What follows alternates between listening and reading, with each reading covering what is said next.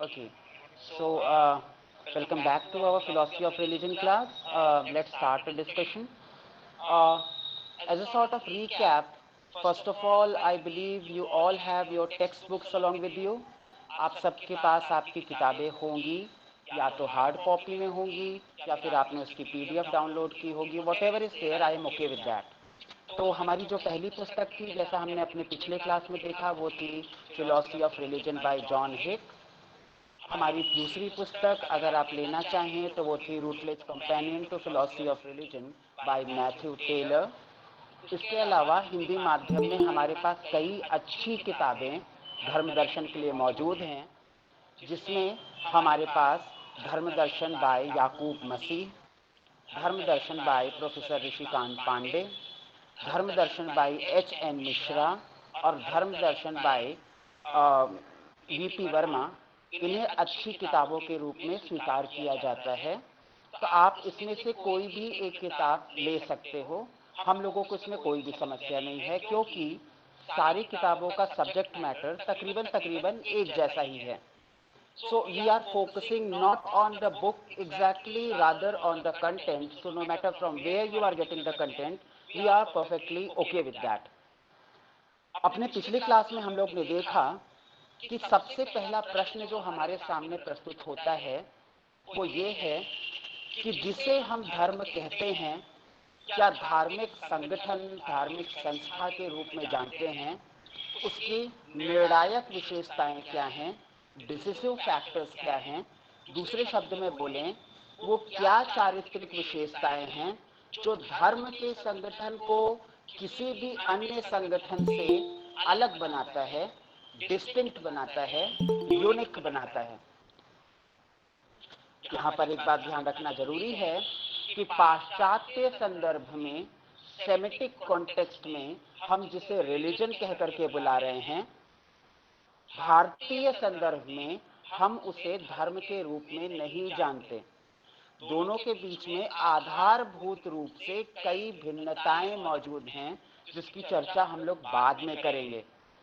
तो फिलहाल हम जिसे रिलीजन कह करके बुला रहे हैं, आप ध्यान रखिए, वो चीज केवल और केवल यूरोसेंट्रिक रिलीजन, सेमेटिक रिलीजन या प्रेफेटिक रिलीजन के लिए ही उचित होगी.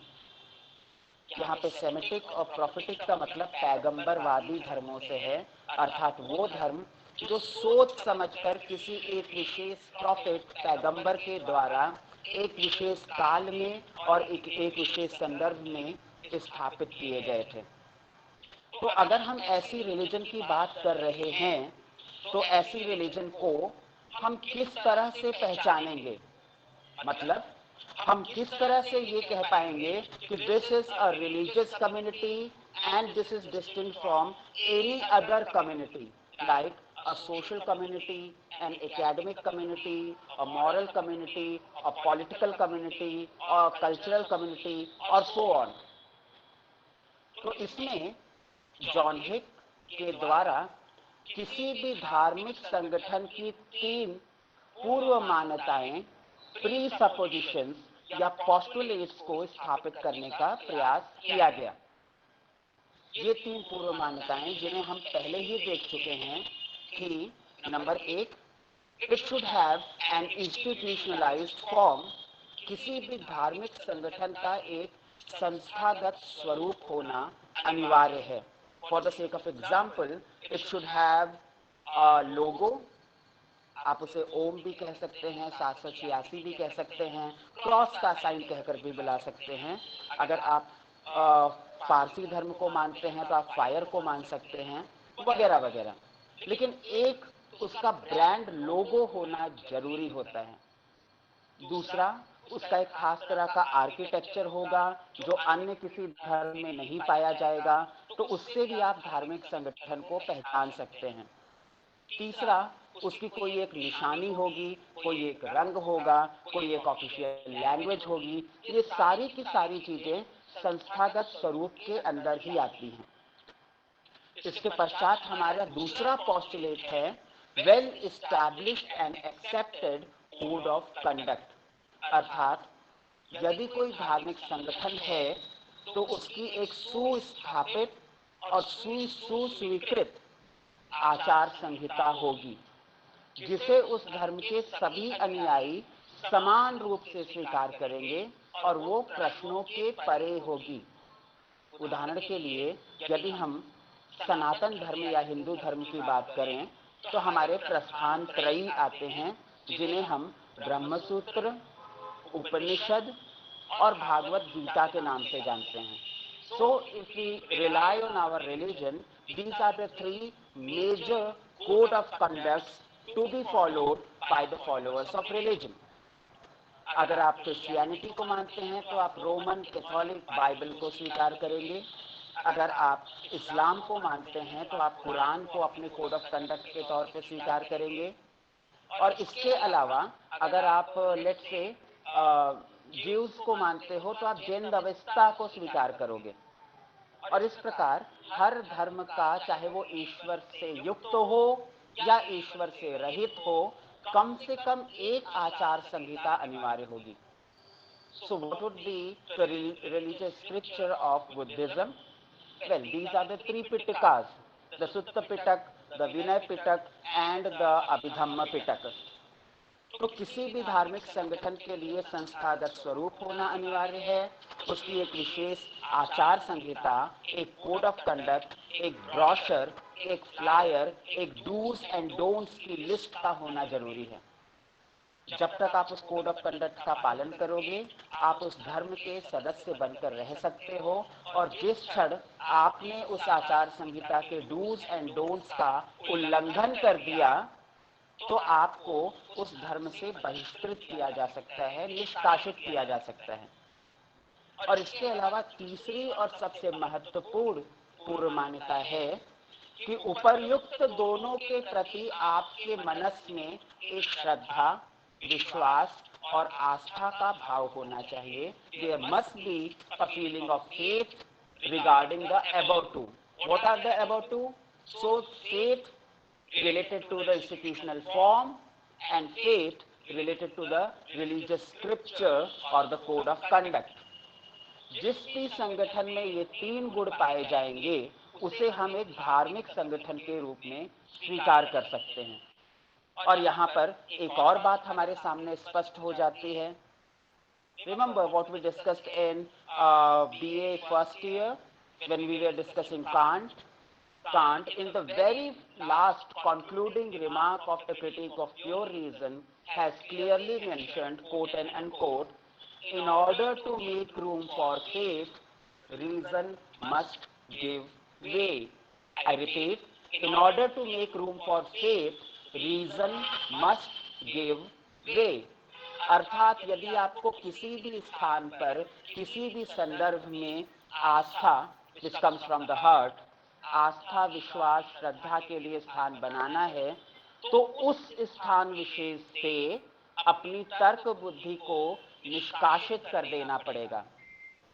What he wants to indicate here is that the feelings of the heart, that is our emotions, and the rationality of our mind, that is reason, cannot go together. They are antagonistic with each other.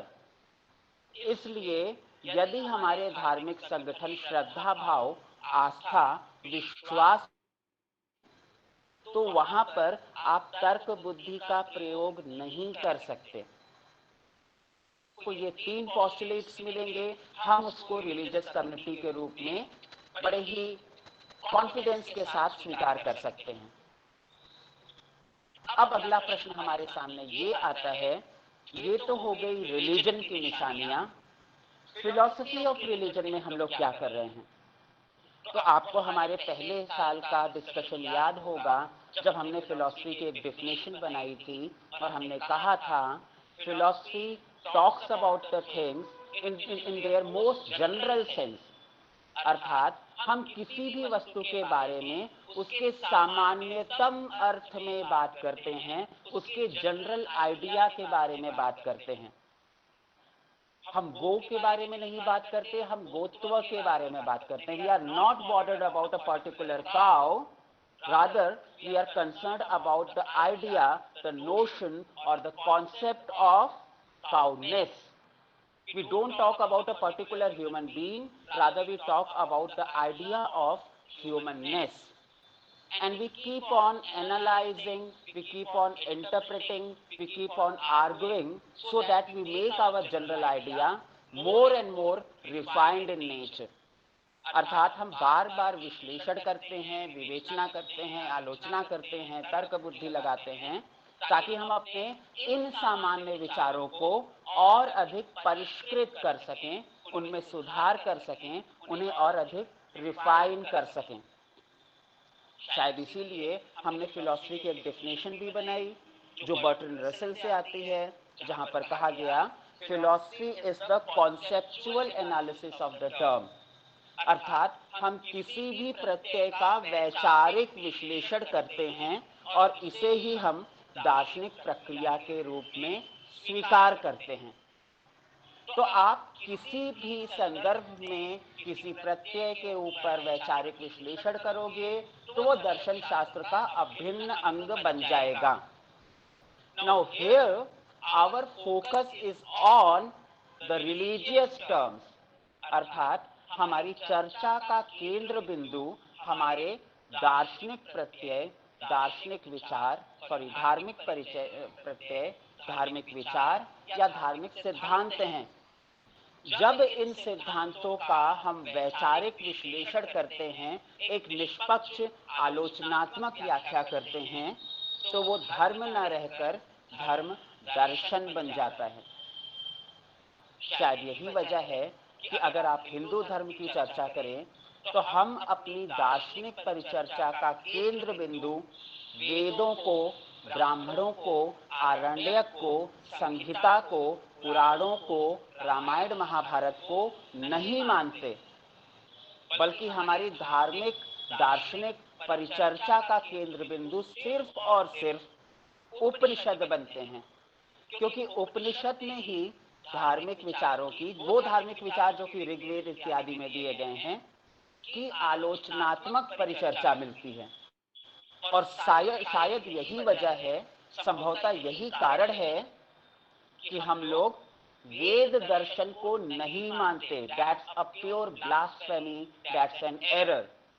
हमारा दार्शनिक संप्रदाय वेदांत संप्रदाय है, जो वेदों पर नहीं बल्कि उपनिषदों पर आधारित है, और इसीलिए हम इसे दार्शनिक संप्रदाय मानते हैं। I hope I am clear.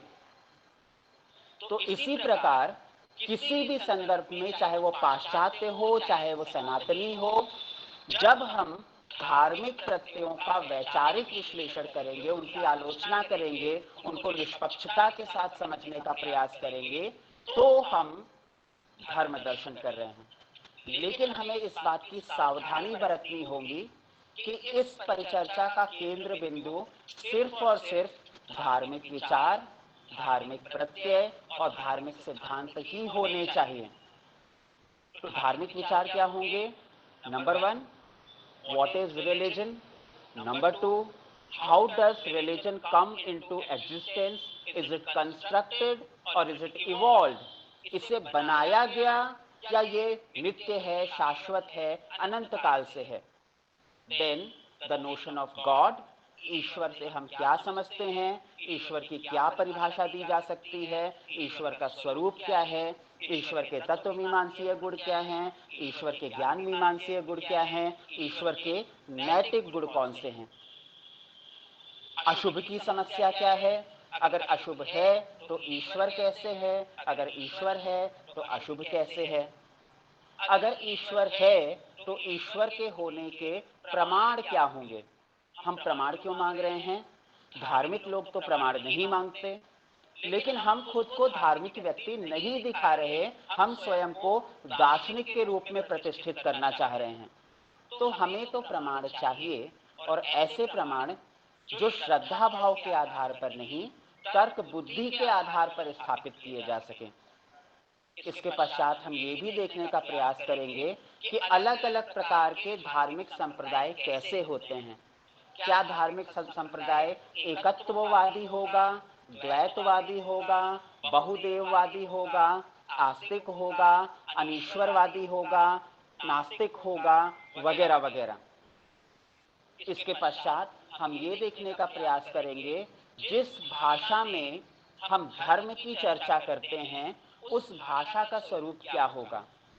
क्या वो वैज्ञानिकों के तरह संज्ञानात्मक भाषा, कॉग्निटिव लैंग्वेज हो सकती है?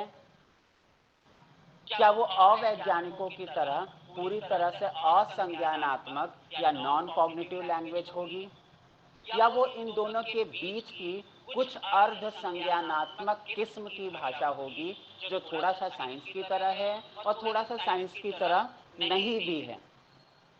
ऐसे धर्म को जानने के लिए क्या हम अपने स्थापित प्रमाणों का इस्तेमाल कर सकते हैं, जैसे प्रत्यक्ष, अनुमान, उपमान और शब्द, perception, inference, testimony and comparison? या इसके लिए हमें किन्हीं अन्य प्रमाणों का इस्तेमाल करना होगा which are tailor made for the requirements of religious studies? For the sake of example, revelation, साक्षात्कार, इंट्यूशन, आत्मज्ञान, प्रातिभ ज्ञान, unknown knowledge, extraordinary knowledge and so on. तो ये सारी परिचर्चाएं हमारे पास आएंगी। इसके पश्चात हम ये भी देखने का प्रयास करेंगे कि अलग अलग प्रमुख दार्शनिक संप्रदायों की चारित्रिक विशेषताएं क्या हैं, जैसे हिंदू धर्म, बौद्ध धर्म, जैन धर्म, ईसाई धर्म, इस्लाम धर्म वगैरह वगैरह। और इसके पश्चात अपने इस कंप्लीट सिलेबस के लास्ट में हम ये चर्चा करने का प्रयास करेंगे कि भिन्न धर्मों के मध्य क्या एक मिलन बिंदु स्थापित करना, एक सामंजस्यता को स्थापित करना संभव हो भी सकता है अथवा नहीं। अगर आपके पास जॉन हिक की किताब है तो उसका लास्ट चैप्टर है is there any meeting point of all religions. तो ये हमारा अंतिम अध्याय होगा। And believe me, this is going to be a very interesting discussion. शुरुआत के लिए मैं आपको सजेस्ट करूंगा कि अगर आप YouTube पे जाएं, and there is a very famous debate between Copleston and Russell, बहुत इजीली अवेलेबल है YouTube पे, Russell Copleston debate over the existence of God. अगर आप इसको सर्च करें, और ये BBC पे प्रसारित हुआ था, इसकी रिकॉर्डिंग YouTube पे है, अगर आप इसे पढ़ोगे तो ये आपको बड़ा ही रुचिकर लगेगा, तो आप इसे अपने फिलहाल के होमवर्क के तौर पर स्वीकार कर सकते हो। अब हम अपने पहले प्रश्न पर आते हैं, क्योंकि हम ये जान चुके हैं कि रिलीजन की निशानियां क्या हैं और फिलॉसफी ऑफ रिलीजन का मतलब क्या है, अभिप्राय क्या है। तो पहला प्रश्न जो हमारे सामने उत्पन्न होता है वो ये है, what are the different theories for the origin of religion? अर्थात धर्म की उत्पत्ति कब, क्यों और कैसे हुई होगी। मतलब क्या धर्म की उत्पत्ति भी हुई है या धर्म को बनाया गया है? अर्थात हमारी रिलीजन इवॉल्व होती है या हमारी रिलीजन को कंस्ट्रक्ट किया जाता है? क्या क्या कोई ऐसा समय होगा जिस समय चार लोग साथ में बैठे होंगे, उन्होंने कहा होगा चलो एक नया धर्म बनाते हैं और इसका नाम हिंदू धर्म रखते हैं? क्या ऐसा हुआ होगा?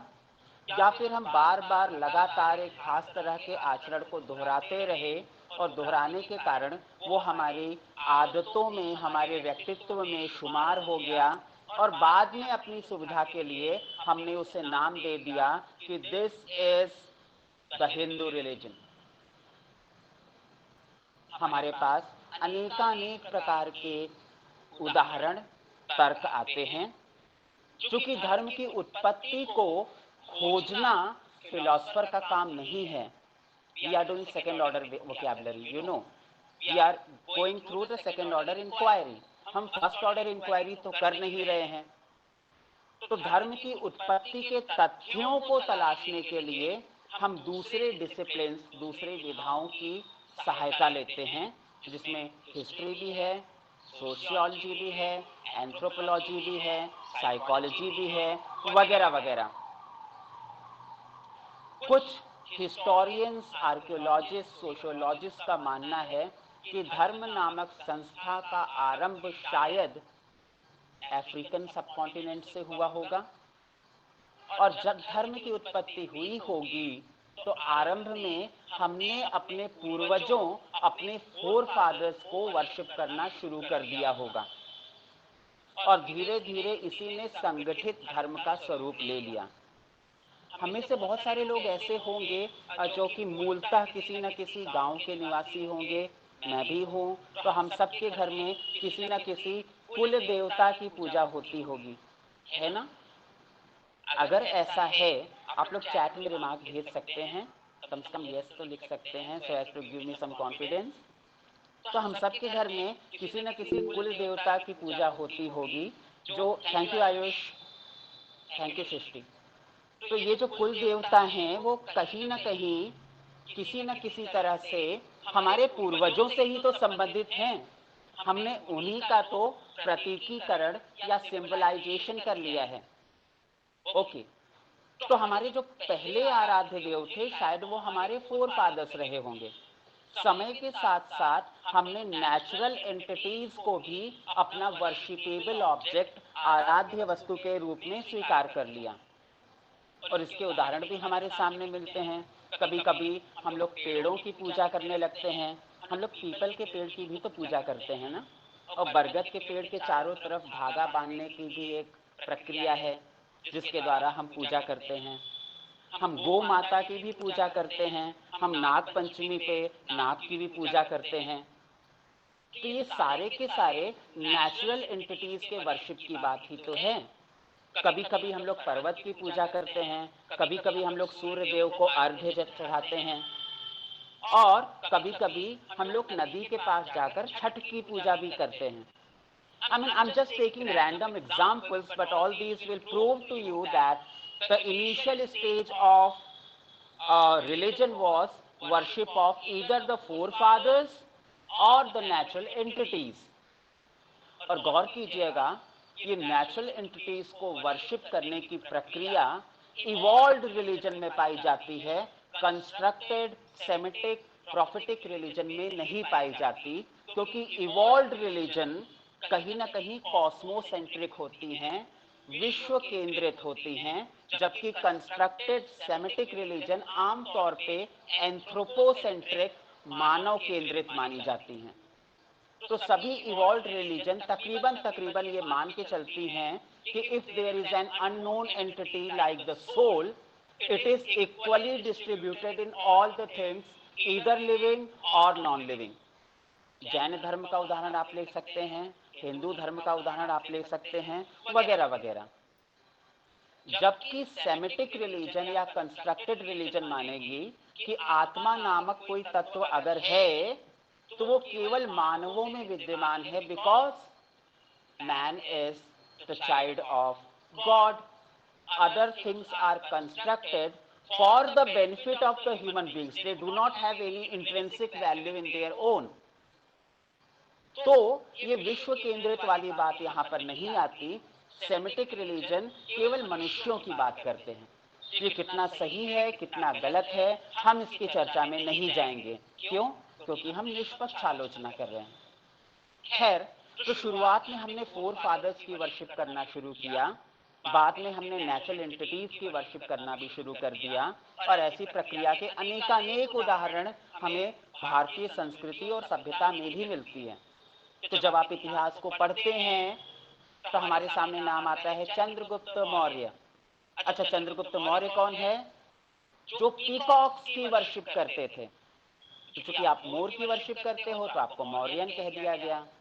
तो श्री राम कौन है? सूर्यवंशी हैं, अर्थात जिनके वर्शिपेबल फोर फादर कौन है? गॉड सन।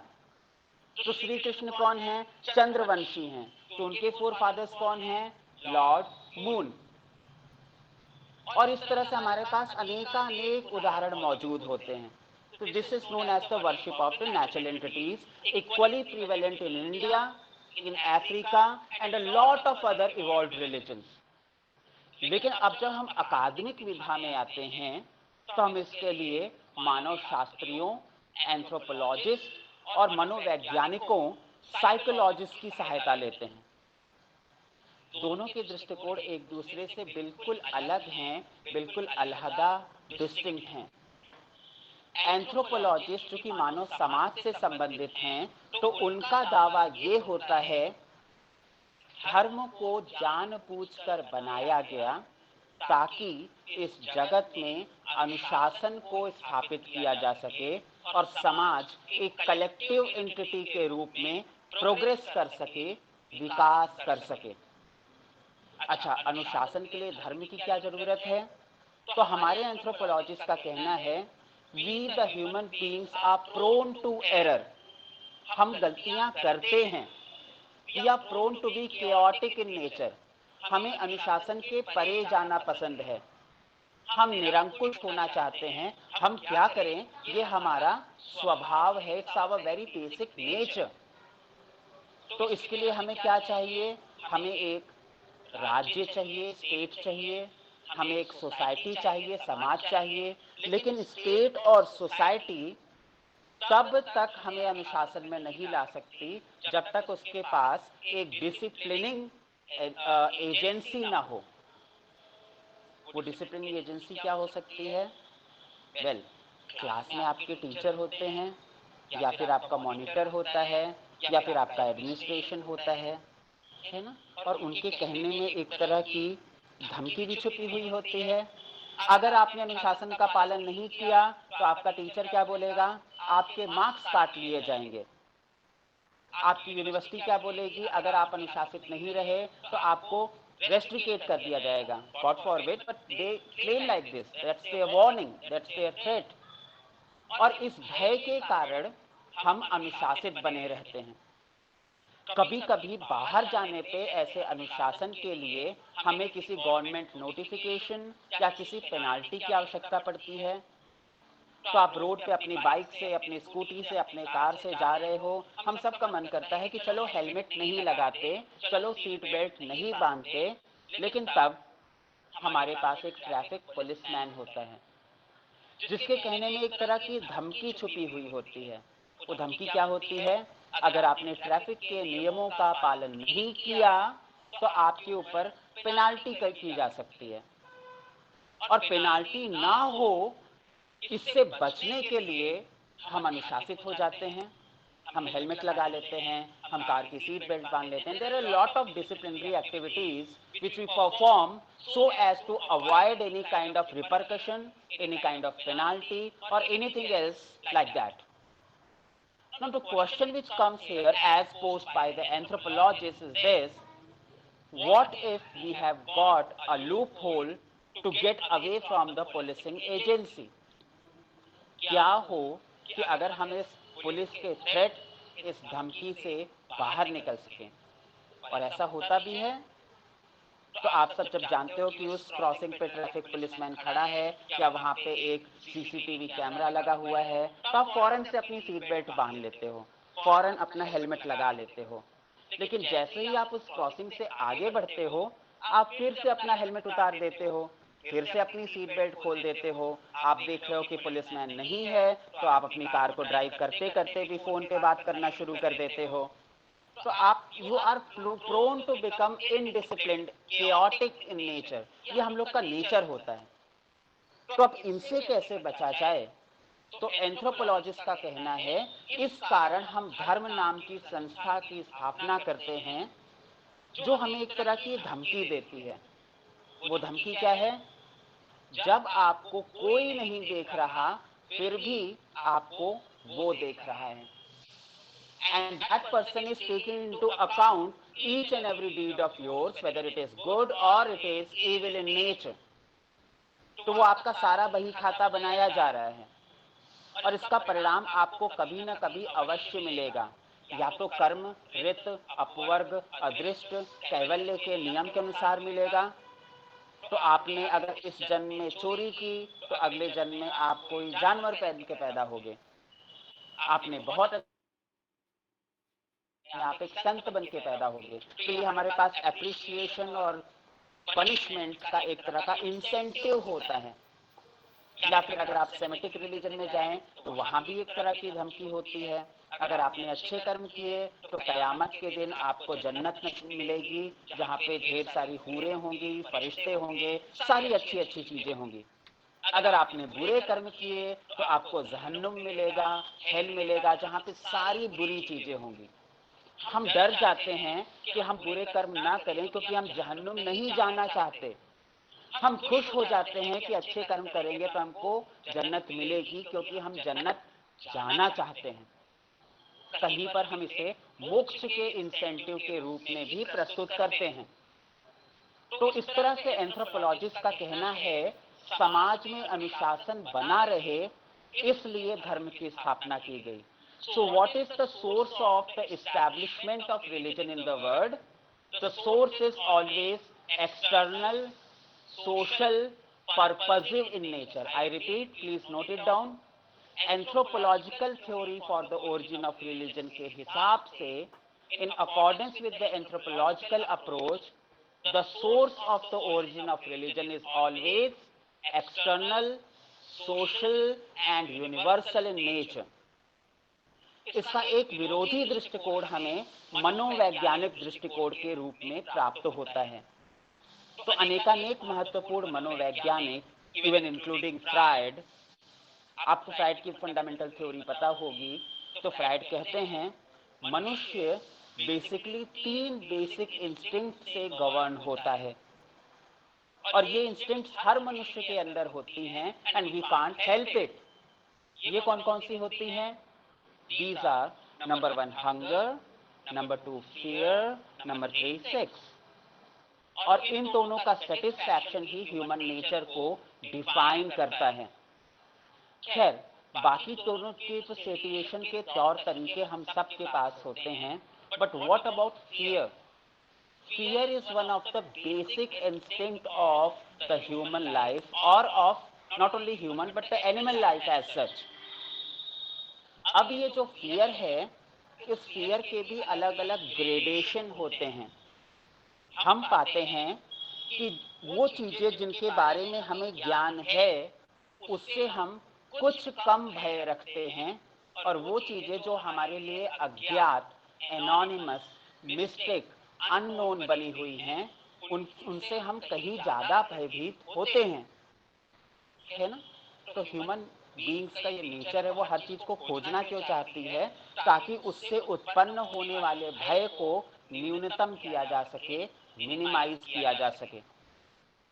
हमें पता है ना कि हमारा सबसे बड़ा फियर ऑफ द अननोन होता है। हम अंधेरे कमरे में जाने से डरते हैं, हम अंधेरी जगह पर जाने से डरते हैं, हम अज्ञात जगह जाने से डरते हैं, हम अनजान लोगों से मिलने से डरते हैं।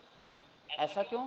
Because we do not know the place because of darkness, we do not know the person because of antiquity and so on. तो हम नहीं जानते, और ये ना जानना भय को उत्पन्न करता है। अब कल्पना करें प्रागैतिहासिक काल में, जिस समय हम लोग के पास बहुत चीजों की एक्सप्लेनेशंस, व्याख्याएं नहीं हुआ करती थी, तो हम बहुत सारी चीजों से डरते थे। हम अर्थक्वेक से डरते थे, हम थंडर स्टॉर्म से डरते थे, हम बीस्ट से डरते थे, हम अंधेरे से डरते थे, और हमारे पास उससे बचने का कोई जरिया भी नहीं था। तो हमने क्या किया?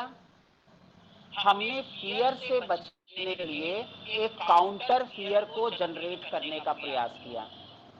तो वो कहावत होती है ना, लोहा लोहे को काटता है। तो यहाँ पे हम लोग ने फियर को काटने के लिए एक दूसरी अननोन एंटिटी को जन्म दिया। उदाहरण लेते हैं, अगर मैं अंधेरे में जा रहा हूं और मुझे भय प्रतीत हो रहा है, तो मैं क्या करूंगा? भाई मेरे घर वालों ने तो सिखाया है, आप हनुमान चालीसा पढ़ना शुरू कर दीजिए। Now see, what is Hanuman Chalisa? That is something unknown to me. That is semi-divine because Hanuman is the demigod, and I believe वो जो डार्कनेस में अननोन छुपा हुआ है, उसको ये अननोन जिसकी मैं वर्शिप कर रहा हूँ, उसे काट देगा। तो अगर आप क्रिश्चियनिटी को सपोर्ट करते हो, हमें फियर ऑफ द अननोन है, तो हम फॉरेन क्रॉस निकाल के सामने रख देते हैं या बाइबल के वर्सेस पढ़ने लगते हैं। अगर हम इस्लाम धर्म को फॉलो करते हैं तो हम फौरन कुरान की आयतों को पढ़ना शुरू कर देते हैं, वगैरह वगैरह। फ्रायड के अनुसार और अधिकतर मनोवैज्ञानिकों के अनुसार ये एक साधन, ये एक माध्यम मात्र है जिसके द्वारा हम अपने भय से निजात पाने का प्रयास करते हैं। अब ये भय से निजात पाने के लिए जो हमने अननोन की वर्शिप करने की प्रक्रिया शुरू की, शुरुआत में इसे मानावाद के नाम से जाना गया। अफ्रीकन कॉन्टिनेंट में माना literally means the unknown but worshipable.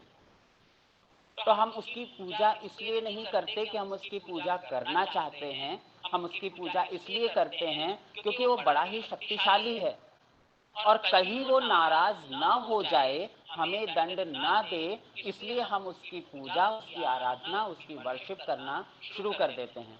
We bow, we surrender before the unknown. और इस तरह से हमारे पास अनेकानेक स्टैच्यूज और सिंबलाइजेशंस ऑफ रिलीजन बन जाते हैं। हिंदू धर्म की बात करें तो पर्वत बड़ा विशाल है, हमने उसकी पूजा करनी शुरू कर दी। नदी बहती रहती है, हमें उसकी आवश्यकता है तो हमने उसकी पूजा करनी शुरू कर दी, वगैरह वगैरह। तो मनोवैज्ञानिक दृष्टिकोण कहता है the source of the origin of religion is not external like anthropological but internal in nature. तो वो हमारे इंटरनल इंस्टिंक्ट को गवर्न करने के लिए रिलीजन को बनाते हैं या उसकी व्याख्या करते हैं।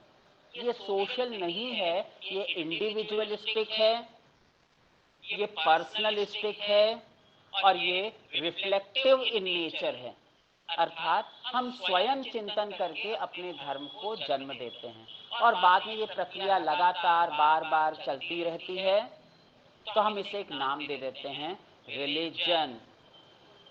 गौतम बुद्ध की वो स्टोरी आपको पता होगी कि उन्होंने एक बच्चे को देखा, एक बीमार व्यक्ति को देखा, एक मृत शरीर को देखा, उनके अंदर भय उत्पन्न हुआ।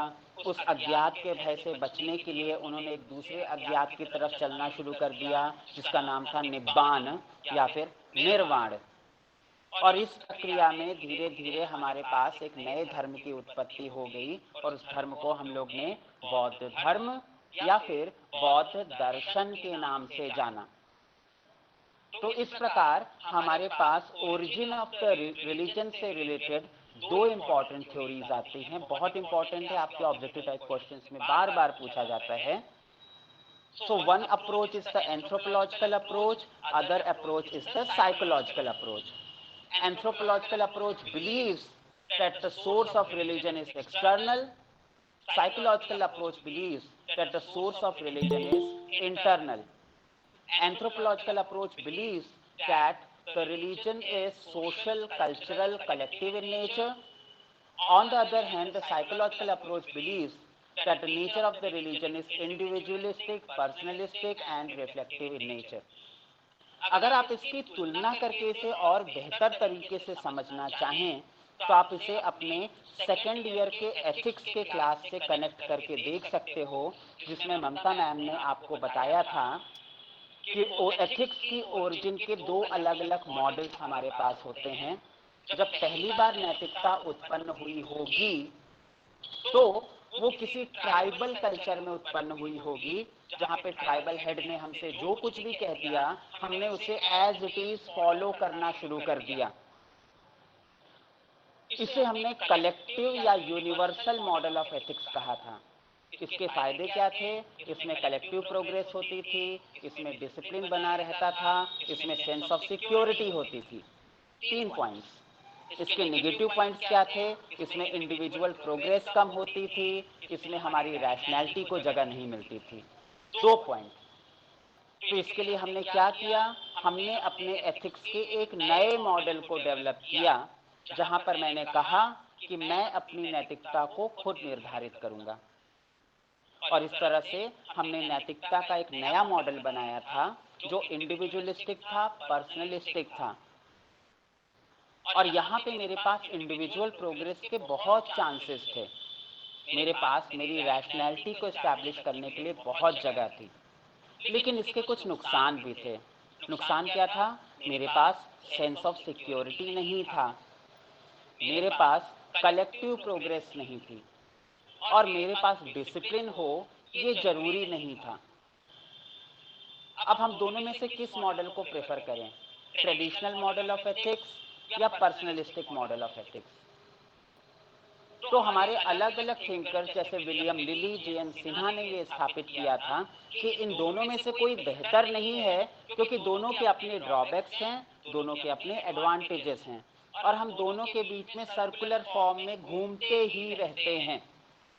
तो कभी हम ट्रेडिशनल मॉडल ऑफ एथिक्स को स्वीकार करते हैं, कभी कभी हम लोग पर्सनल मॉडल ऑफ एथिक्स को स्वीकार करते हैं।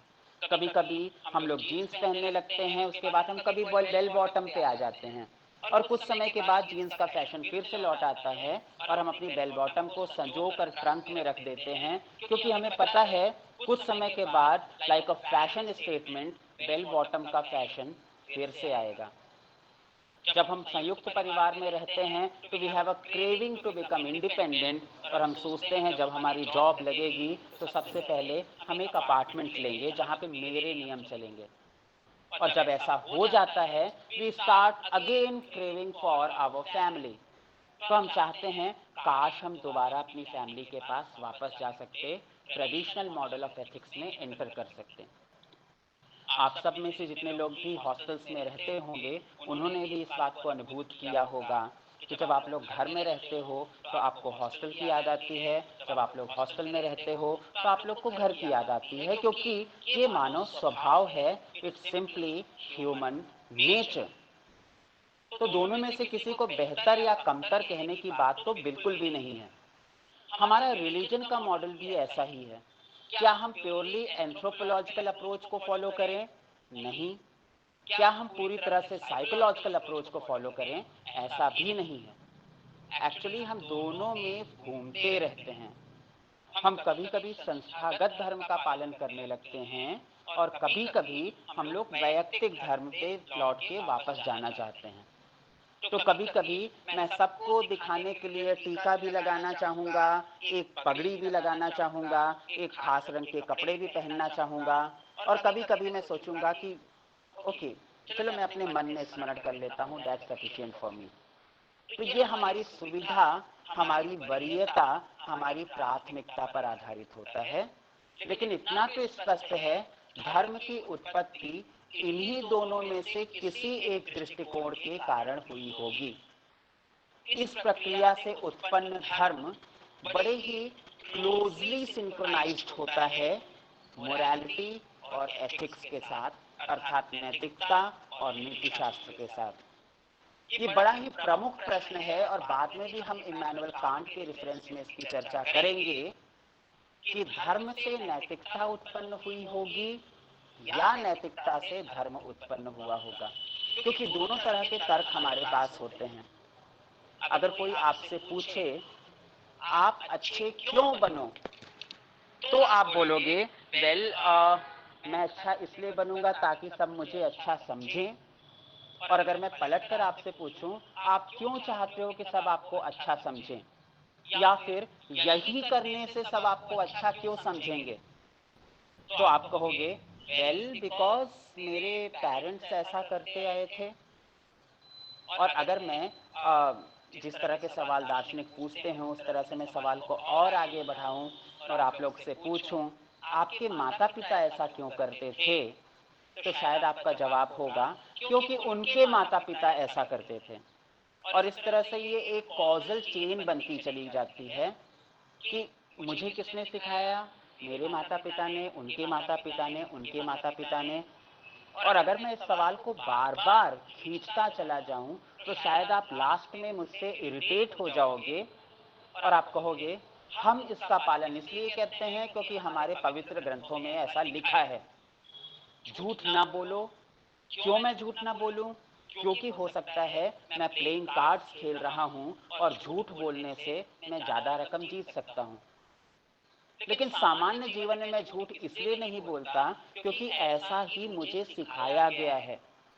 और जिसने भी मुझे सिखाया है, चूंकि वो भी सीमित है, वो भी मनुष्य है, तो वो एरर प्रोन है। तो ऐसे में मैं कहूँगा, क्योंकि भागवत गीता में ऐसा लिखा गया है, क्योंकि रामायण, महाभारत, कुरान, जैन-अवेस्ता, बाइबल, तालमुड, इन सारे पवित्र ग्रंथों से हम ऐसा ही सीखते हैं। चूंकि ये पवित्र ग्रंथ, चूंकि ये धार्मिक ग्रंथ गलत नहीं हो सकते, इसलिए इनकी कही कही बात का पालन किया जाना चाहिए। तो पहला अप्रोच तो ये है कि धर्म से नैतिकता उत्पन्न होती है। दूसरा अप्रोच है जो कि कांट लेते हैं, जिसकी चर्चा हम बाद में करेंगे, कि नैतिकता है और नैतिकता बनी रहे, इसलिए हम उसको एक डिसिप्लिनरी फोर्स देना चाहते हैं और इसलिए हम धर्म को बनाते हैं। तो अगर मैं आपसे कहूं कि रात को अपने नेल्स कट करना अच्छी बात नहीं है, तो आप लोग मेरी बात बिल्कुल नहीं मानोगे। लेकिन अगर मैं कह दूं कि रात को अगर आप नेल कटर से अपने नेल्स को कट करोगे, देवी माता आपसे नाराज हो जाएंगी। अगर आप ट्यूसडे को अपने बाल कटवाओगे, तो हनुमान जी आपसे नाराज हो जाएंगे। तो आप उस काम को नहीं करोगे, क्योंकि उसमें एक थ्रेट छुपा हुआ है, एक धमकी छुपी हुई है। तो इन उदाहरणों के द्वारा ये स्पष्ट होता है कि हमारे पास दोनों तरह के तर्क हैं। Religion is the cause of morality और morality is the ground of religion.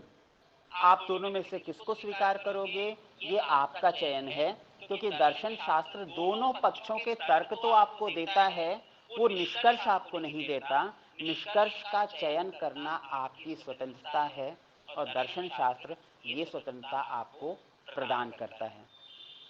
In the same way, religion is also related with the science. तो साइंस भी चीजों को जानने का प्रयास करता है, उनके नियमों को खोजने का प्रयास करता है। धर्म भी चीजों के नियमों को खोजने का प्रयास करता है। हर प्रकार का कारणता का सिद्धांत कहीं न कहीं धर्म पर जाकर रुकता है। जब जब उसकी सफिशिएंट सेटिस्फैक्टरी एक्सप्लेनेशन हमको मिल जाती है, तो हम उसको साइंटिफिक एक्सप्लेनेशन कह देते हैं। और जब तक या जहां तक हमको उसकी एक्सप्लेनेशन नहीं मिलती, हम उसको रिलीजियस एक्सप्लेनेशन कह करके बुला देते हैं।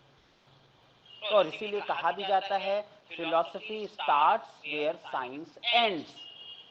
तो जहां तक की व्याख्या विज्ञान के द्वारा संभव है, हमें कोई समस्या नहीं।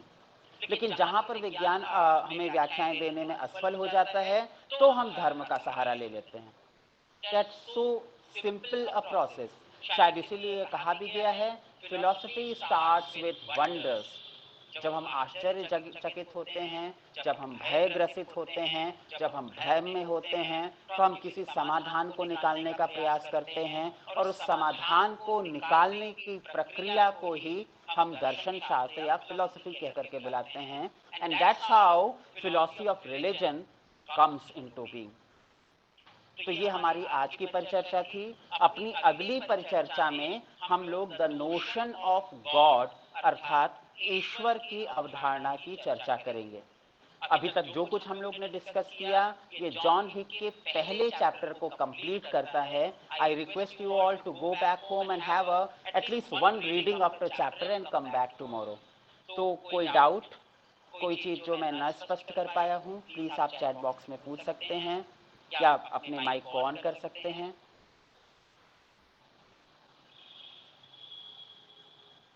Is there any question?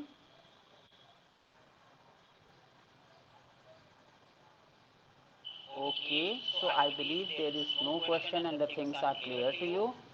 आप लोग को अपनी तैयारी ऑब्जेक्टिव टाइप क्वेश्चंस के हिसाब से करनी है, इसलिए मैं आपकी गारंटी देता हूं कि आपके जो भी क्वेश्चंस आएंगे उनके आंसर, थैंक यू आयुष, आपने जो भी आपके क्वेश्चंस आएंगे उनके आंसर निश्चित रूप से हम लोग के डिस्कशन में कहीं ना कहीं छुपे हुए होंगे।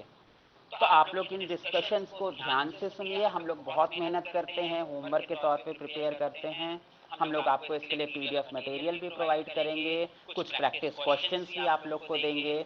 बट मेरी रिक्वेस्ट है, जब भी आप लोग क्लास के बाद घर जाएं, तो जिस चैप्टर की चर्चा आपके टीचर ने क्लास में की है, कम से कम एक बार इसे आप रिवाइज जरूर कर लें। Okay, so thanks a lot for patient hearing. Let's meet again tomorrow. Thanks again.